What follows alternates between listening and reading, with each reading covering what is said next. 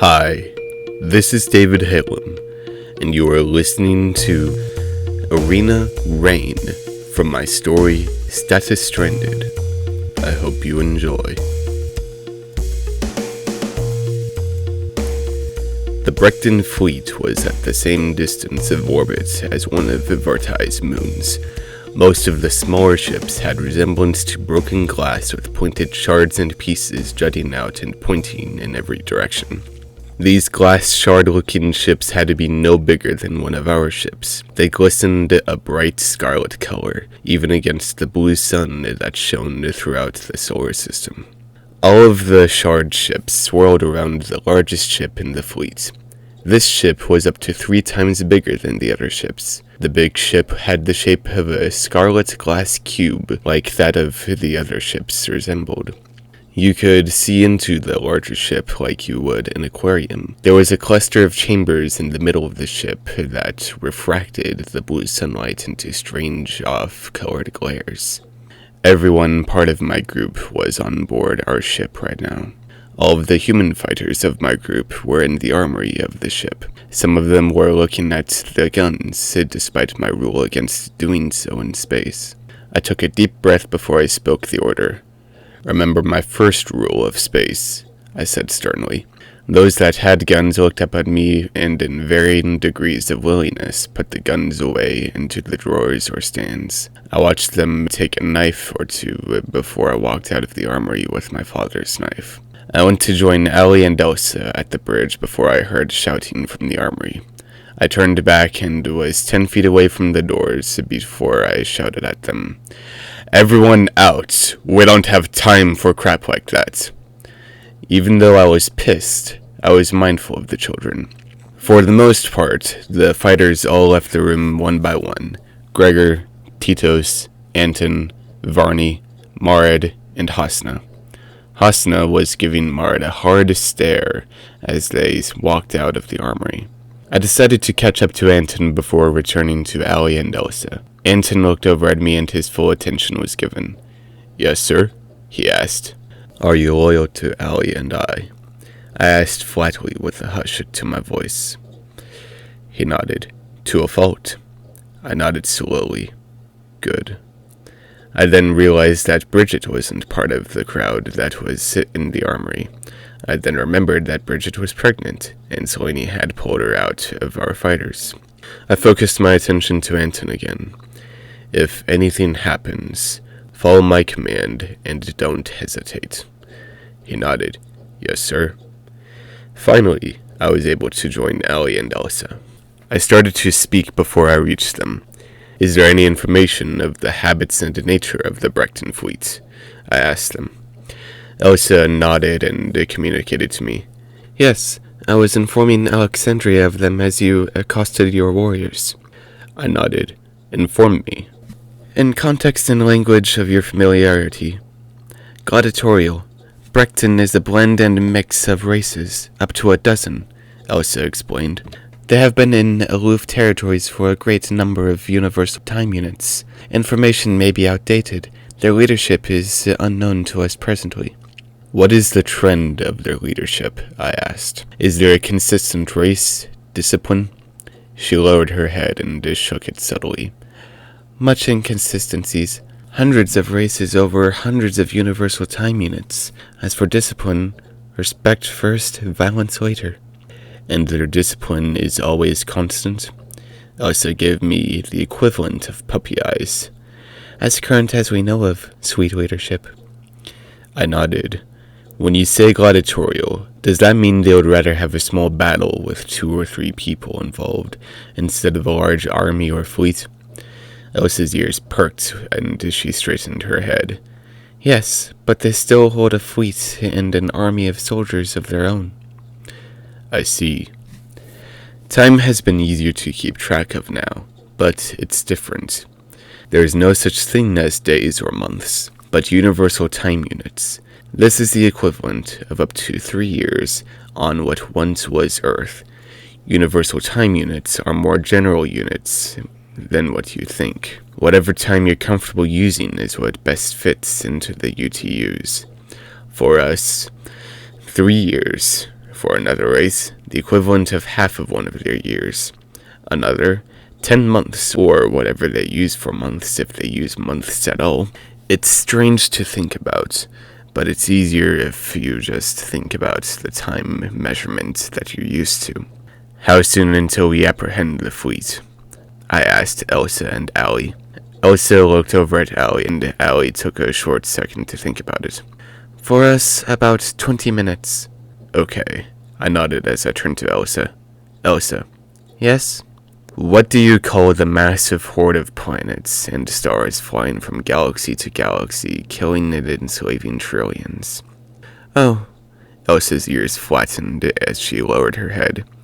Us Soto call it Enspilon. It's random, dangerous, lethal, monstrous, relentless, and... Elsa paused in shock as she slowly dropped to her knees and started whimpering.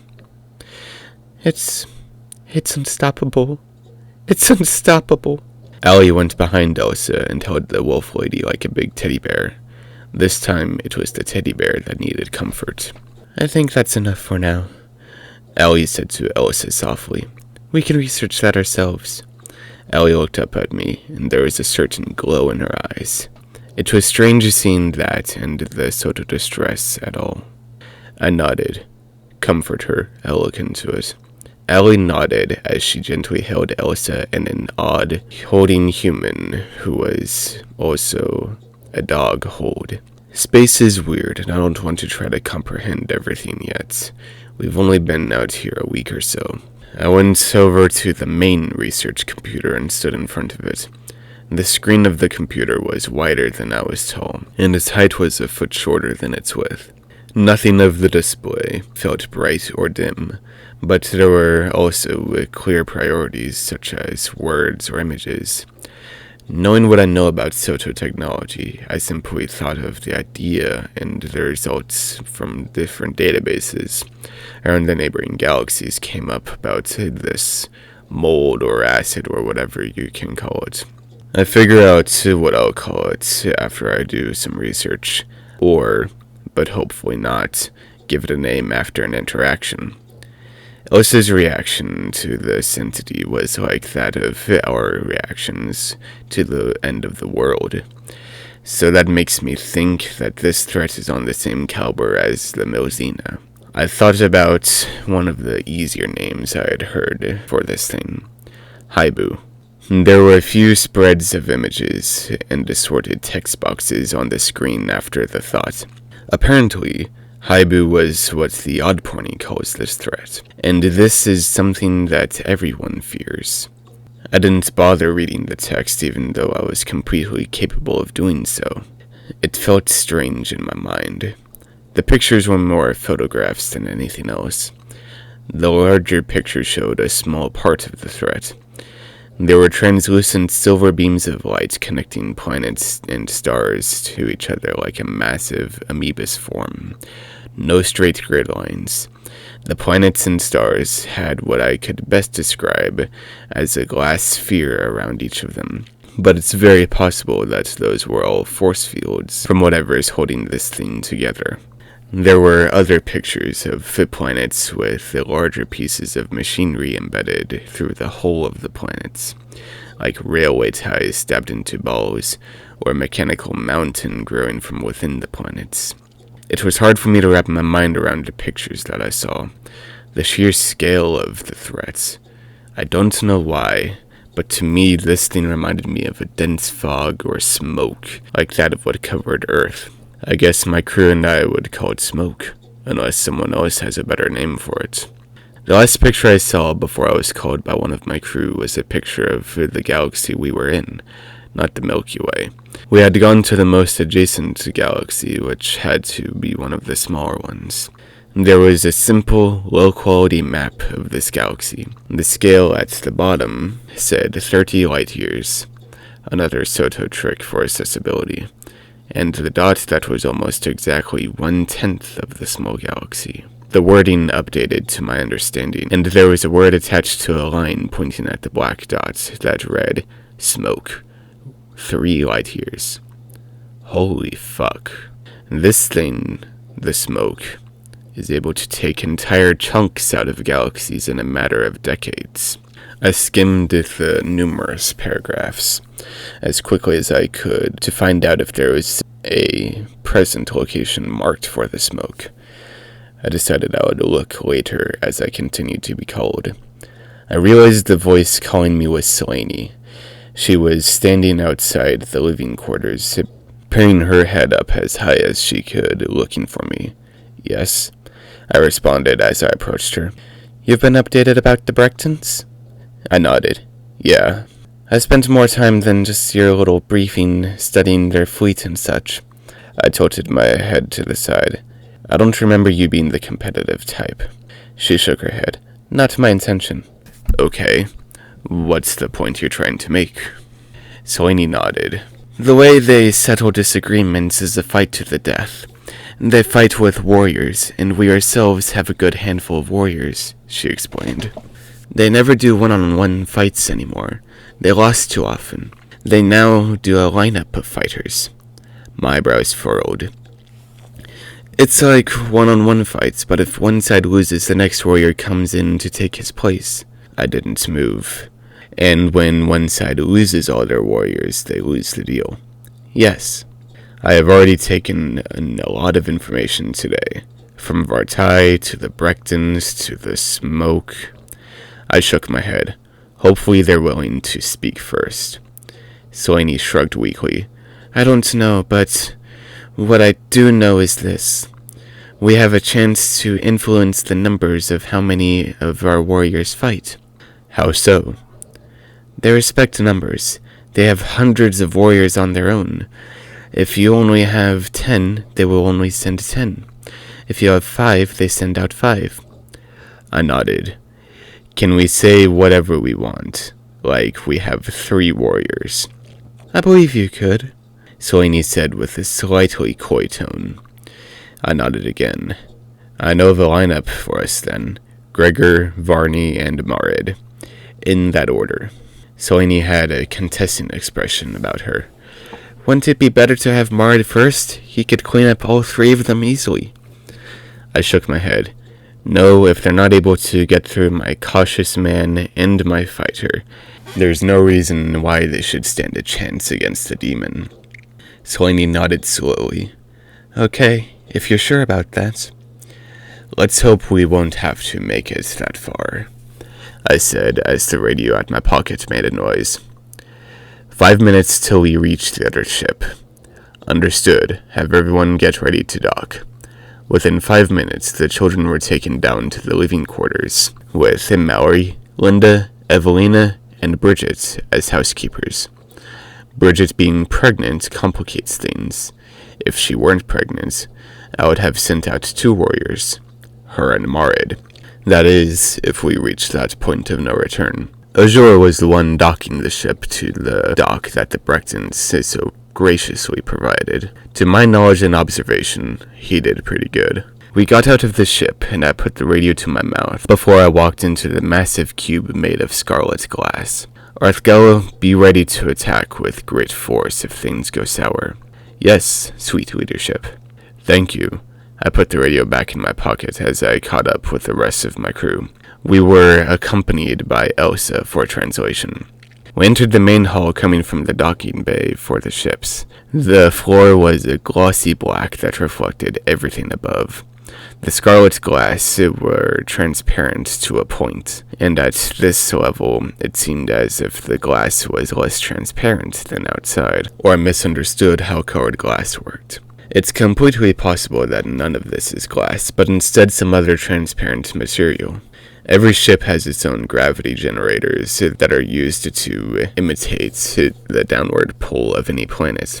But how strong or weak the gravity is depends on those that moderate the ship in the first place. This Brechton ship had lighter gravity than what we were used to on Earth, the Soto ship, or even Vartai. You could vaguely see the shapes of different arenas that were within the massive ship, all shaped like cylinders with stadium seating above them. As we were walking through the hall, an 8-foot-tall figure approached us. He was more of a blue man with sapphire-colored fish scales for skin. He had full black eyes that were taller than they were wide. His nose was a pair of small holes on his face. He was bald. He didn't have noticeable ears. His mouth was more of a human mouth, and his build was very muscular. He wore what I could describe as a black toga. When he spoke, it felt like the floor rumbled at the sound of his voice, though none of us could understand what he was saying. Elsa translated. He asks if you arrive on behalf of Vartai. I nodded. We are. I stood my ground as best I could. It was a different defense that I was trying to keep at this point. Whenever Elsa translated for us, we could always hear the translation in the language we understood, and I bet that this large blue alien heard what she said in the language that he spoke. Without wavering in his expression, the tall alien spoke and Elsa translated. Our king anticipates your arrival. Elsa translated. I don't think this alien truly speaks like this, but that's a side effect of having a Soto translate. The large blue man motioned for us to come, and he led us farther into the ship through this hall. Allie moved to where she was walking on my right side. The pain from my tattoo was starting to fade away, and I'm pretty sure that the pain from hers is already gone. It means a lot to me that she feels better comforted with me. We're here for each other. Whenever there's a time of peace, we'll finally marry. I just wish we could get married on Earth. Allie and I held hands, weaving our fingers together, our palms touching. I could feel Allie's pulse through her hand. It pounded like the beating of a hammer. I squeezed her hand as gently as I could while still making a statement, and she hugged my arm with her other hand. I changed our pacing to where we were just behind the group. What's on your mind? I asked her. There was a long pause before she sighed and answered. If things go wrong here, people will die, and... Another shuddering sigh came from within her chest. If things escalate any further, Countess will lose. I nodded. Do you trust how careful I can talk? Or how careful you can talk? She looked at the ground, our group's reflection dancing and waving on the floor. She sighed. I don't know. There was a glass wall in front of us that was more opaque than the others. Through this glass we could see a reflection of Vartai, a blue light and a scarlet mirror. Security and comfort for all races that rest here is in danger. We stood up, and we must make sure that our words sway the fighters. If not, we must remain standing at the end. After a long enough walk, we reached our destination. One of the arenas, a large circle ground that had to be no smaller than 200 feet across. There was a canopy above us that was filled with chandelier-like decorations, all made of this scarlet glass, and there were rows and rows of stadium seats beyond the circle. But at this time, they were all empty. The ground felt softer underfoot, even with how heavy some of our boots were despite the lesser gravity on this ship.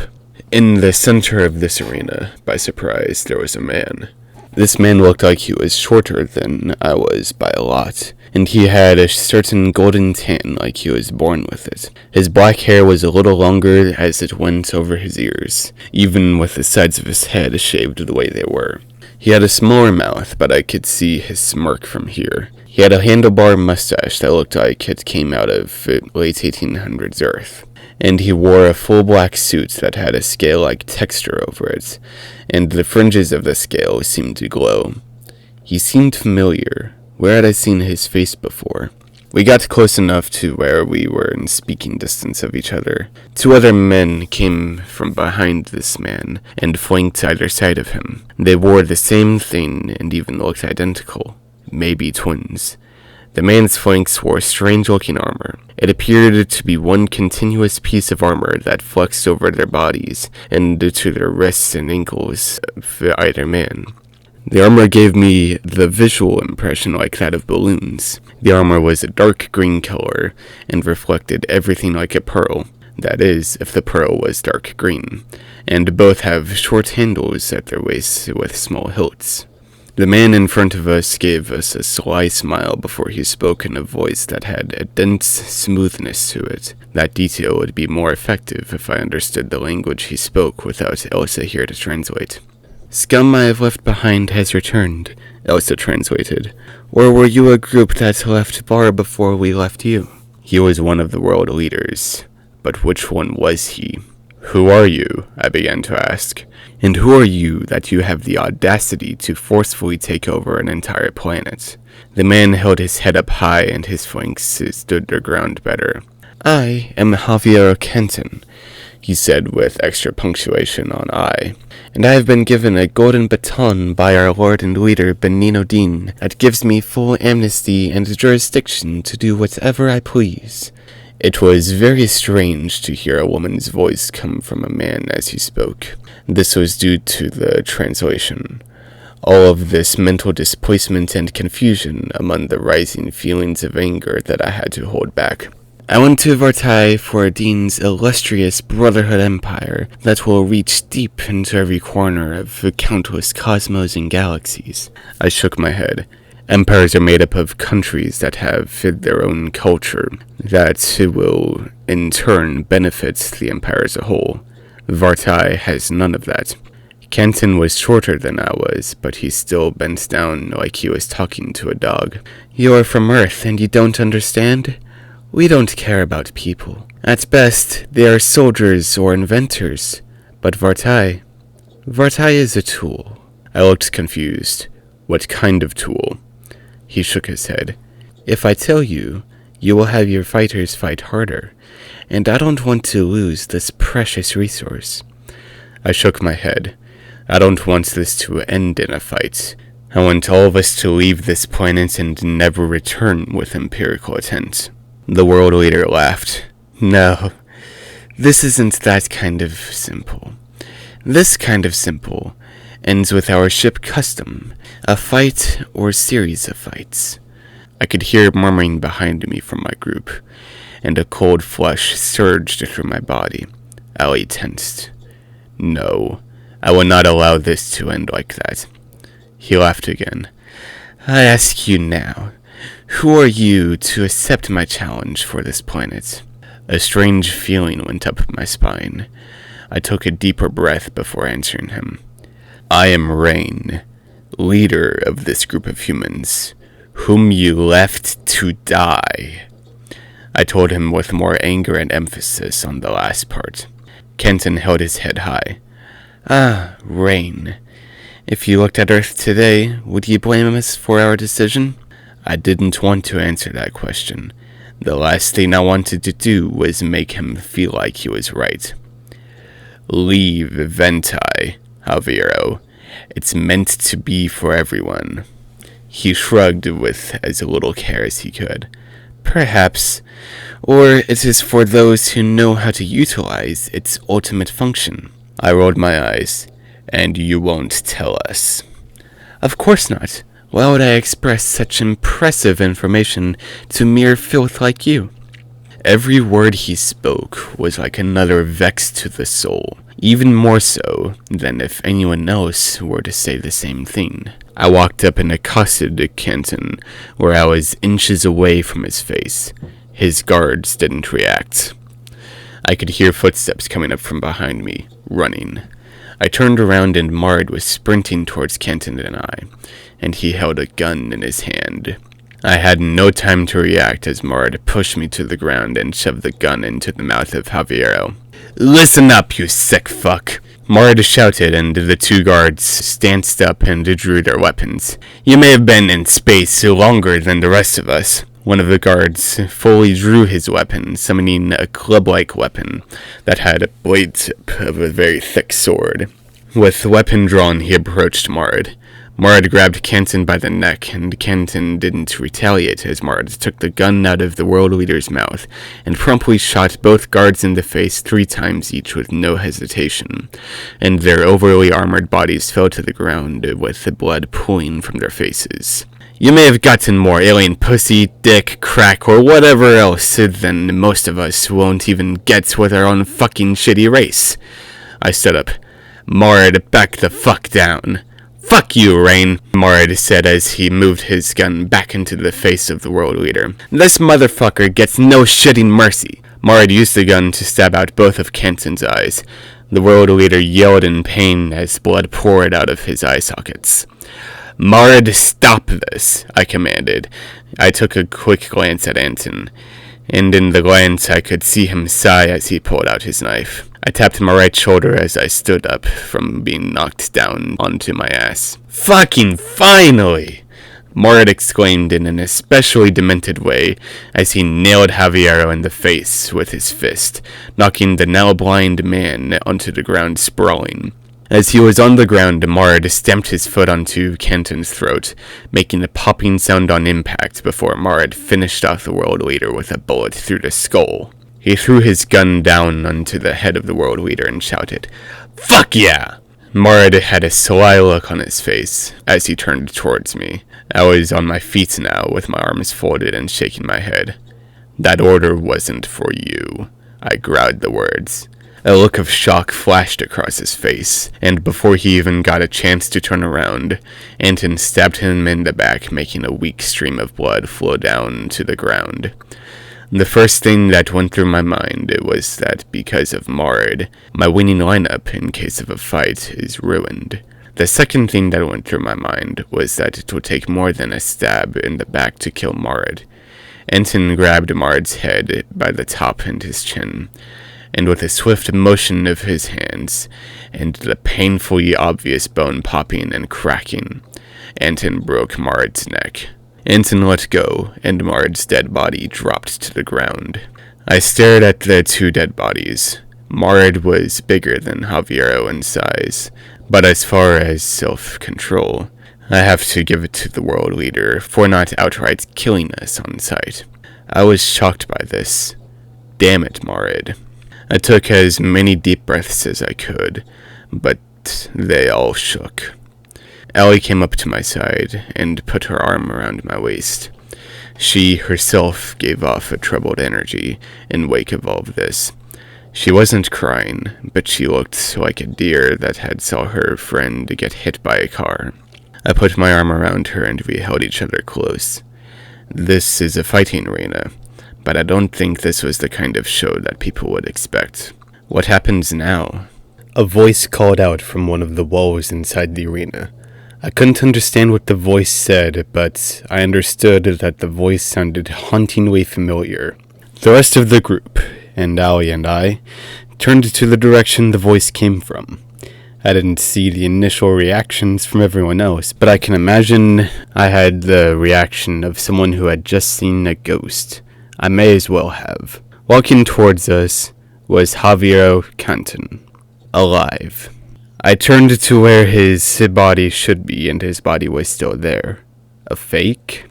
This new Javiero was now within speaking range of us for Elsa to translate. Alive Javiero shrugged his shoulders. "Your orchestration?" I shook my head. "Mutiny, but it's taken care of." My eyes narrowed at the living Kenton. "Who are you?" "Javiero Kenton number 6. And before you dead is number 5. I was dumbfounded. "Clones?" He smiled. "Odd porny specialty." I'm certain he saw everything that happened. I shook my head. "There's no way this doesn't end in a fight." He nodded as my anger rose. "How many fighters do you present?" I turned around towards everyone present in my group. They all stood in shock and confusion. 2, I answered. "Rain," Allie said with soft confrontation to her voice. I turned to face her. 3, she said. My eyebrows furrowed. "Who is—" I let myself be cut off by a certain expression that Allie had on her face. I shook my head. "No." "Rain, do you trust me?" I sighed. "Yes, but do you trust yourself?" She looked down at her left hand, and a sweet smirk appeared on her face. "I do now." I slowly blinked and let out a breath. "Okay, if you're sure."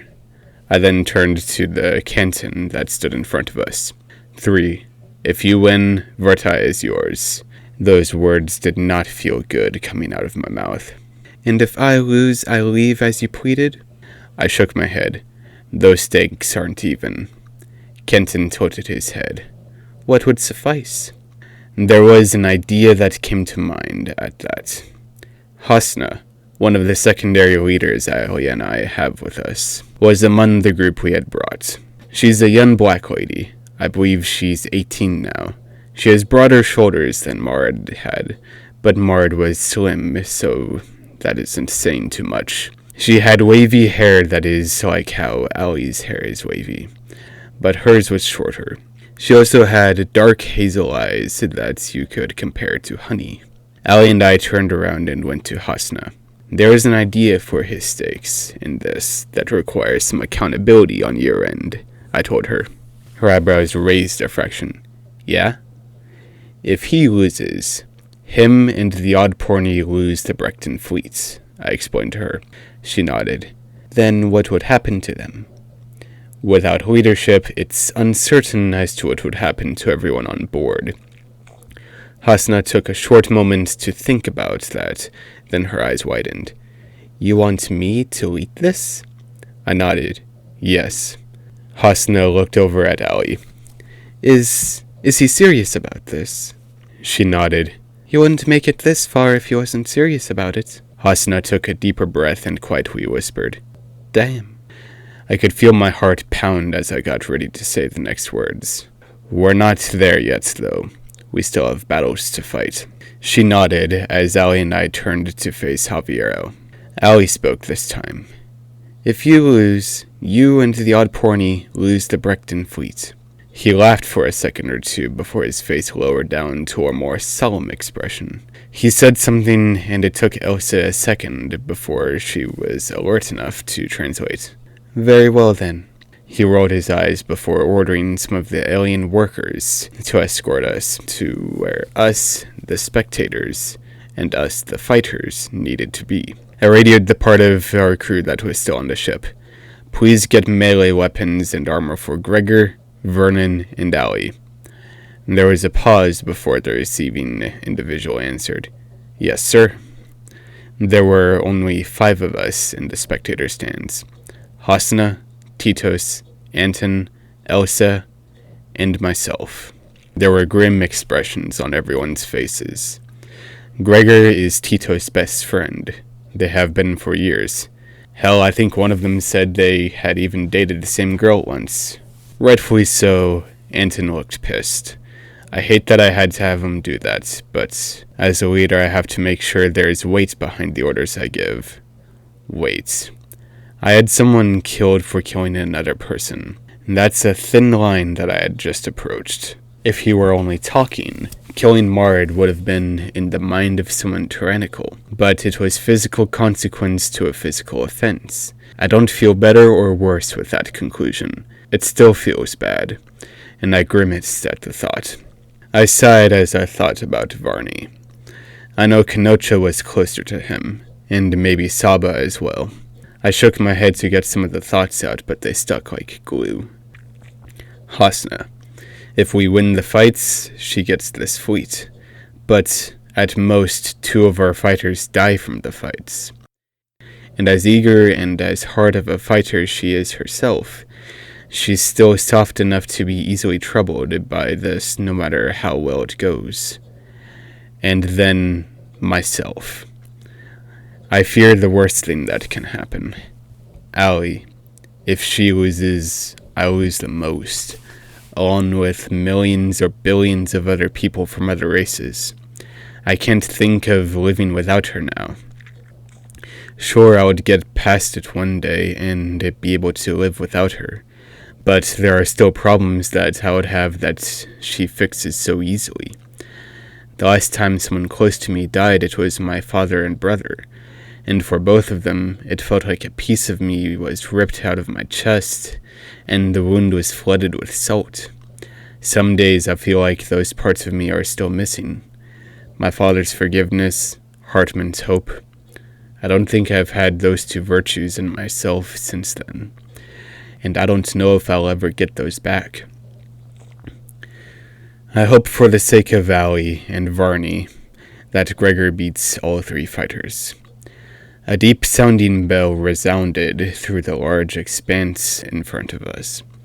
I looked up, and there were 6 lights hovering over the middle of the arena. They weren't the brightest lights, but they were also not dim. Two of the lights opposite of each other lowered to the ground. From one of the lights, Gregor appeared, and from the other lights, a different alien appeared. The other alien was about as tall as Anton. In my mind, it resembled a satyr with an eagle's head. The feathers or fur at its head were more gold, while the fur lower on his body looked to be more bronze-colored, and he had a small hunchback to his figure. This alien wielded a sword that I wouldn't call a double-edged sword, but a quadruple-edged sword. There were two blades side by side coming from the hilt that extended about 4 feet from the handle. The blades were a flat blue color. There was no shine or glisten to them at all. His armor was what looked like a brass-colored chainmail shirt, and a tunic that was made of armor panels the size of my hand. Gregor, on the other hand, stood only a little taller than the shoulder of this alien that he was about to fight. He didn't have the broadest shoulders, but they were a little broader than Hosna's, and his bald head glistened with reflections of red light. Gregor's weapon of choice was a 5-foot amber-colored rod. Going up and down the rod were razor blades protruding an inch from the main rod itself, arranged in a spiral pattern that went up and down the rod. There was no razor blade that went farther than another. For armor, he wore sky blue-colored breastplates that made his upper body look much bigger than normal. And as for leg protection, he had knee pads and shin guards that resembled the color of his breastplate. Gregor and the bird locked eyes and readied their weapons. A bass horn rumbled the arena, and both stepped forward. Gregor had his razor rod in front of him, ready to parry whatever attack the bird alien would try to land. But the bird was in the same defensive position. This is an excellent example of Gregor's fighting style. He is patient and will wait and circle around with an opponent all day just to land the perfect hit on them. As for the bird, it looks like to be the same style, but there is more motion coming from his shoulders, making his blade sway back and forth in his hand, making it to where any movement he made may or may not be an attacking motion. Step by step, Gregor and the bird walked in a tight circle. They were 6 feet away from each other, and moving almost glacially. Then suddenly the bird charged forward, preparing to make a stabbing motion with his blades. Gregor intercepted the attack, knocking the blade to the side, and quickly swung his rod down against the arm of the bird, connecting a hit and making the bird bleed his red blood. The bird screeched. Was I expecting anything different to come from a bird? The bird shook his head, and feathers and fur swayed in motion of the shaking before he stanced up again. After a few more seconds of circling each other, the bird lunged in, diving low but swinging his sword a little higher than his head, as he dove to strike his blades down onto the lower body of Gregor. Gregor backed away, and the blades hit the ground with a pounding noise before Gregor swung his rod again against the head of the bird, like he was hitting it with a baseball bat. Upon impact, the bird screeched and roared in pain as he reeled his head back and blood sprinkled out of the head wound. Gregor struck the bird again, hard as he lay on the ground. This impact made a cracking sound as it hit, giving me the impression that he broke the bird's skull. With that hit, the bird's scream was interrupted for a half-second before it returned to its agonizing cry that was starting to pierce my ears with how shrill it was, and I wasn't even close to the fight. Gregor repositioned the rod in his hand and stabbed it into where he must have cracked the skull of the bird. At first, he didn't get too far into the head of the bird, but the cries of pain and agony expressed otherwise as the arms and legs of the bird tensed and shuddered at the intense pain that it was going through.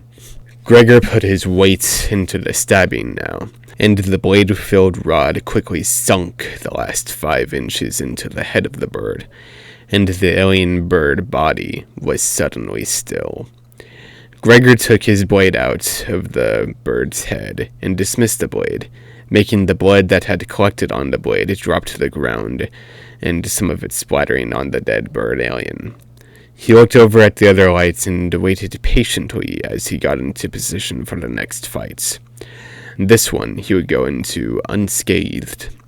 My relief was mild at best from this victory, knowing that there were 2 more fights for Gregor to win. It was good that this fight was so easy for him. One of the lights lowered to the ground and presented the next fighter. The second fighter was twice as big as Gregor. This alien seemed to be female. It was a strange feeling of understanding that the Brechtons don't discriminate with gender in this sense, but it was still strange to me. The alien she was appeared to have an anatomy like a human, but her flesh looked like fruit, like an apple or pear in both texture and color.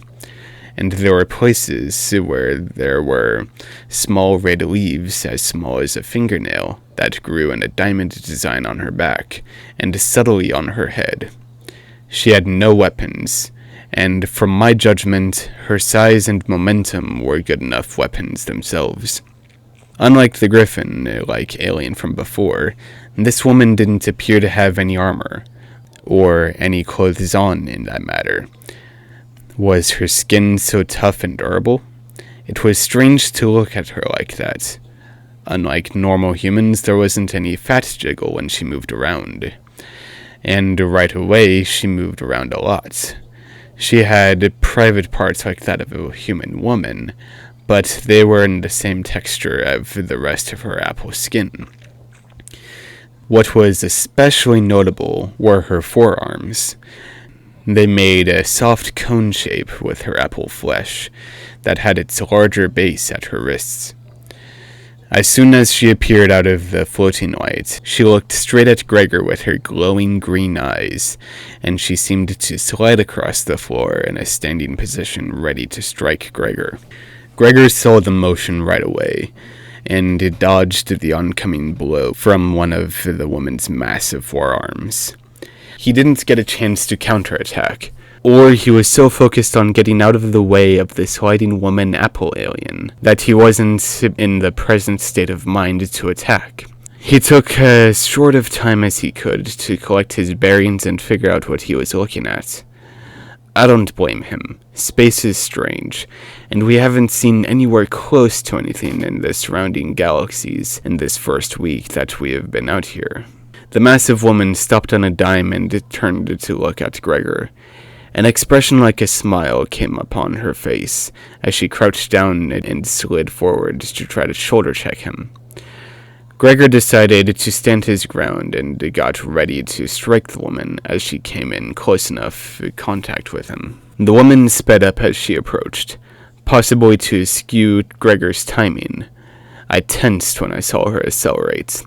He swung but was too late on the swing, and he was knocked into the air and landed 30 feet away from the impact site. He rolled about 5 feet before he stopped. When he stopped rolling, he started to stand up. He was rubbing his shoulder as he got onto his feet. I couldn't tell how badly his shoulder was hurt, possibly just bruised, but at least it wasn't his good shoulder. I was so focused on Gregor that I wasn't paying attention to the woman alien he was fighting. She was nowhere to be seen. In shocked confusion, I asked Elsa, "Is that normal for that race?" Elsa lowered her head and her ears folded back. "No, they practice sorcery." I was surprised to hear about that. There's sorcery in space? She shook her head. "No, sweet leadership. Space is sorcery." I had no idea how to take that information, so I turned my attention back to the fight. The woman alien was flickering in and out of sight as she zigzagged towards Gregor. It didn't appear as though she was accelerating in this state of being.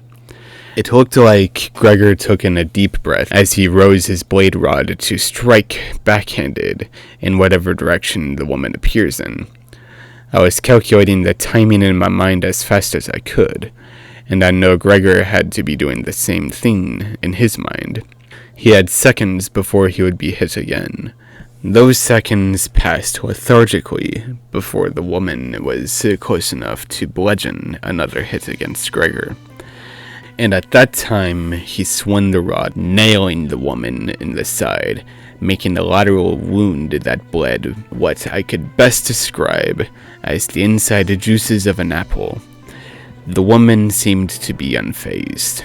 The woman slid backwards at a slower pace, almost taunting Gregor in a way she knew something that he didn't. Gregor held back in cue and procedure of his fighting style with his blade rod raised. The woman raised an oversized arm and fell backwards with it, but as she fell backwards, she moved towards him in a way to where the arc of her falling fist would land against Gregor. It took not even a second for him to figure out what was going on, but it would take longer than that for him to get out of the way. He dropped to the ground and moved himself to where he would at least get another swing against the massive apple woman. As her arm came down above him, he changed his tactic. He pointed the rod straight up to where she smashed her fist down onto the rod like how someone would step on a nail. A noise came from her that sounded like a growl, almost animal-like in tone and animation of sound. With the rod still impaled in her large wrist, she swung Gregor around like he was a ragdoll. Gregor was holding onto the handle of the rod with both hands until she flung him upwards. At that, he dismissed the rod, and he was thrown into the air 20 feet. He wasn't able to reposition himself in the air to stab down into her flesh from above, so he resorted to just making a cutting slash on the way down. As soon as Gregor swung the resummoned blade, the woman slid out of the way, and he landed on his side. I could hear some small cracks and pops from the impact as Gregor growled and grunted in pain. He hissed as he pushed himself up with his arms and hands. He was shaking from the pain he was experiencing. I hadn't noticed, but I was at the edge of my seat watching the fight, and I was stress sweating under my arms. I noticed that as I felt a drop of sweat roll down my side as fast as a dropping ball. Gregor got up to his knees as the woman swung with one of her massive wrists against him.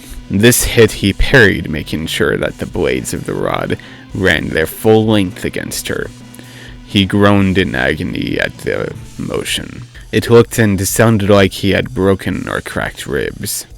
The woman was invisible again, but even I could see from the stands that she was bleeding, and that was enough to give away where she was hiding. She wasn't moving. Gregor stared at where she was bleeding before using his rod as a support to stand up on his own feet. He walked up to where she was hidden and bleeding. There was no way to see her flesh, but it looked as though she was crouched down to the ground. Gregor winced as he raised his rod to stab into the bleeding invisible mass that sat in front of him. He sunk his rod deep into the woman's midsection, sending a fountain of the juice, like blood, out onto the battle floor. She groaned and started spouting off something in her native language in a panicked and a betrayed tone. I turned to Elsa. What's she saying? Elsa's head tilted to the side and her eyes had a look of compassion on them. She says her powerful guardians have turned a blind eye against her. I furrowed my eyebrows. Strange shit to me. Gregor skewered the alien woman's head, and the bloody juice erupted like a water balloon bursting, sending fluids everywhere. Gregor stood over the body as she grew still in death. He was breathing hard, and I could see the subtle tremors quaking his body. The last light lowered to the ground, and he turned to face it. As much as those two aliens showed emotions, as little as it was, there was a certain part of them where we as humans would flat out say they were animals. I wonder if the other aliens see something like that in us as humans. I shook my head. Too much to think about right now. I looked at the light as it presented the last fighter on the Brechton side. What could have been the strategy on their side?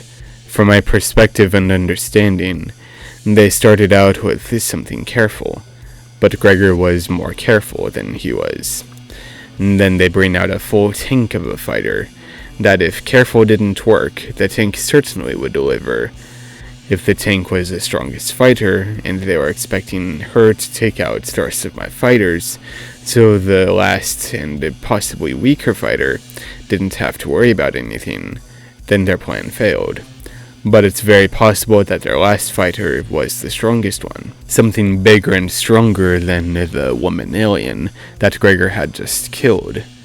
And if that's so, we lose Gregor in the condition he's in. I don't know if I'm ready to lose another member of the group today. The light presented the fighter. I was caught in the shock and horror of what I had just seen.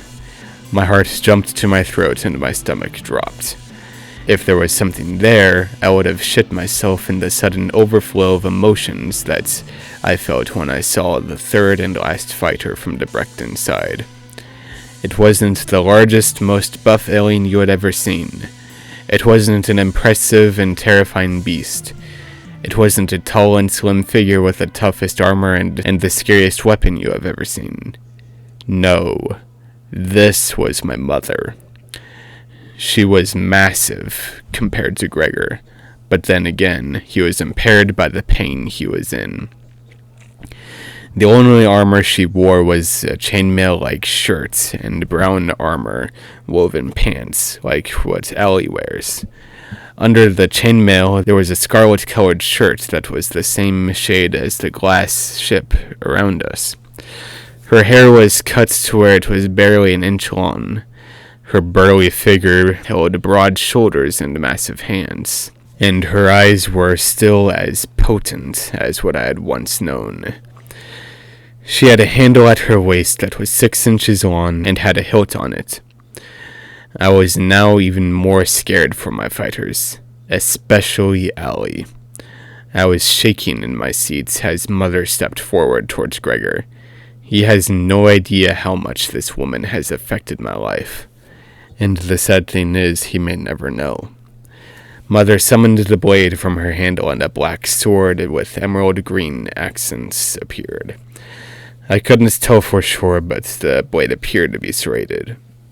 Gregor looked up at Mother and made sure he was ready to defend himself. I hope he lasts long enough to do some amount of damage to her. Mother ran forward and held her sword out to the side to hit Gregor backhanded with her blade. Not in a cutting motion, but in a broad-sided hit with the blade.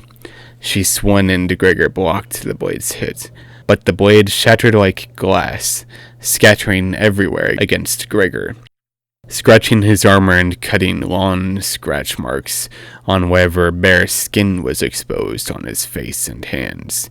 He winced in pain as Mother dismissed the shattered blade to summon the blade again. This time it was back to its full size. Gregor had a lost look on his face, and I did as well. She wants the blade to break over and over again just so she can kill him. She lunged forward to grab the heavily bladed part of Gregor's rod weapon, and she hissed in pain as she held onto it derangedly. With glass sword in hand and Gregor struggling to get control of his rod back, she sliced against Gregor's wrist, almost severing his hand and sending more splinters and shards of glass everywhere. Gregor let out a painful cry as his hand let go completely of the rod, and he held his wrist that was almost totally severed and filled with pieces of glass. Mother resummoned the glass blade and grabbed Gregor by the head. Gregor was bald, there was no hair for her to grab onto, so she pressed her thumb into his eye socket and held his head still. I winced at the sight, and a slow chill went up my spine as Mother held one of my men like that. Gregor's yells and cries of pain were unbearable to hear, and all that was cut short as Mother took the sword and pressed the entirety of the blade into his throat, shattering glass, ripping away the flesh at his throat, sending blood into a blooming puddle on the battle floor. My heart sank. The second crew member I have lost today. I heard footsteps stomp away. I looked up and saw Titos get up and storm away. He was clearly very pissed at what he had just seen. Mother resummoned the glass blade as she waited patiently for Varney, the next fighter on my side. The next light on my side lowered, and it presented the next fighter, Varney, bigger than Gregor by about 50 pounds.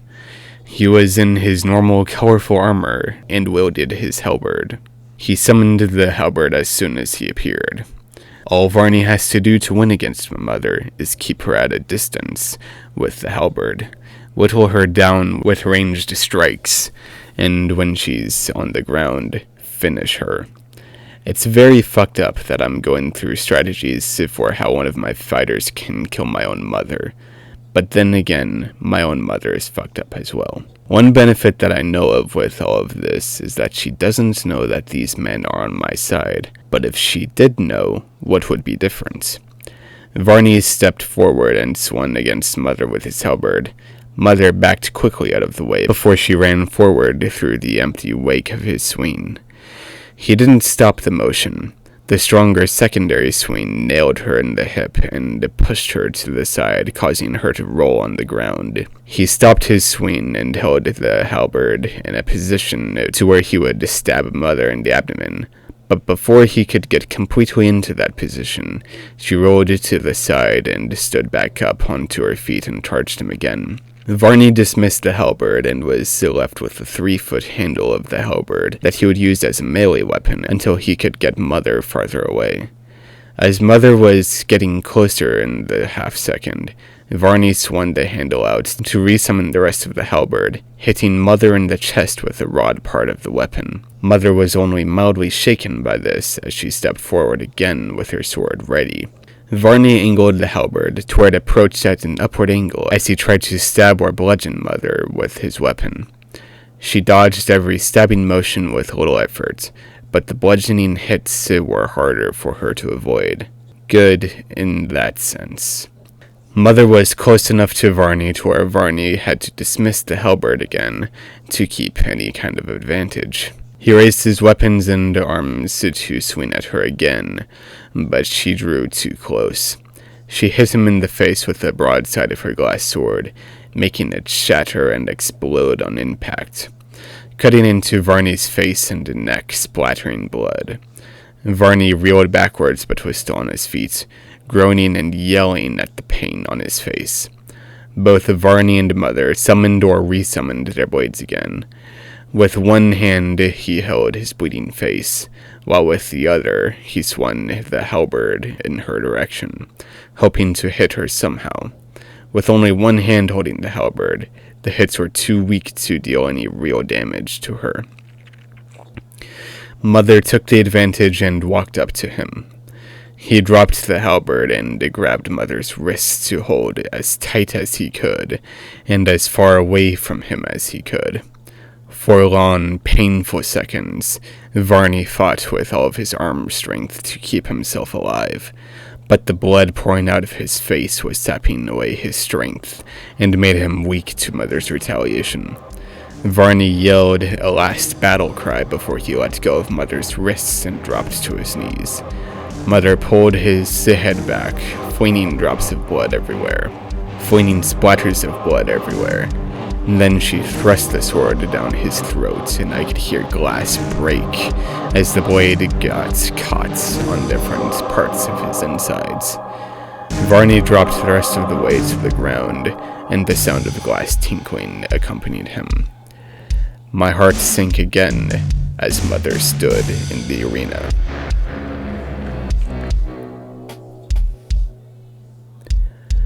Hi, this is David Halem, and you just finished listening to Arena Rain from my story Status Stranded. I hope you enjoyed. See you next week.